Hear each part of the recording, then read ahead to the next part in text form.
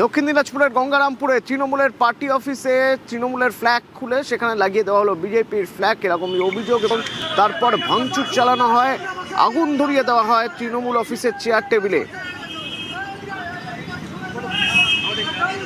সুজন আছে আমার সঙ্গে ফোনে। সুজন, একটু জানতে চাইবো কখনকার ঘটনা, এবারে পরে পুলিশ করে ব্যবস্থা নিয়েছে কিনা? হ্যাঁ, অতনু, তোমাকে জানিয়ে রাখি যে দক্ষিণ দিনাজপুর জেলার গঙ্গারামপুরের কালীতলা যে তৃণমূলের দলীয় কার্যালয় রয়েছে, সেই কার্যালয়ে আজকে সকালের ঘটনা। তৃণমূলে যেটা অভিযোগ করছেন, বিজেপির কিছু সমর্থক তাদের হঠাৎ তাদের দলীয় কার্যালয়ে আসে এবং সেখানে এসে চেয়ার টেবিল প্রথমে ভাঙচুর করা শুরু করে।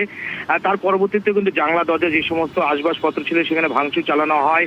তারপরে সেই চেয়ার টেবিল বাইরে পার্টি অফিসের বাইরে থেকে বের করে নিয়ে আসে সেখানে আগুন ধরিয়ে দেওয়া হয়, এমনটাই কিন্তু তৃণমূল অভিযোগ করছেন। যে ঘটনার পরিপ্রেক্ষিতে সেখানে গঙ্গারামপুর থানার পুলিশ গিয়ে পরিস্থিতি স্বাভাবিক করেন এবং বিজেপির তরফ থেকে বারবার করে বলা হচ্ছে যে এই ধরনের কাজ যদি কেউ করে থাকে তাহলে আমরা কঠোরভাবে তাদের দলীয়ভাবে ব্যবস্থা নেব, এমনটাই কিন্তু বিজেপির তরফ থেকে জানানো হয়েছে। পুরো বিষয় নিয়ে কিন্তু গঙ্গারামপুরে কিন্তু একদম শোরগোল পড়ে গিয়েছে এই ঘটনার পরিপ্রেক্ষিতে। অতনু, ধন্যবাদ।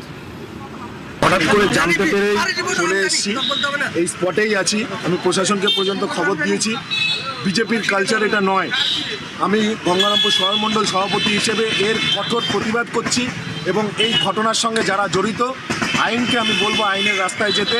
আমি তৃণমূলকে বলবো যারা জড়িত তাদের নামটা আমাদের সামনে আসতে, আইন আইনের পথে হাঁটবে। ওদিকে বজবজে জাহাঙ্গীরের পার্টি অফিসে আগুন ধরিয়ে দেওয়া হলো। মহেশতলা বজবজে একাধিক তৃণমূলের অফিস, সেখানে ভাঙচুর করে আগুন ধরিয়ে দেওয়া হয়।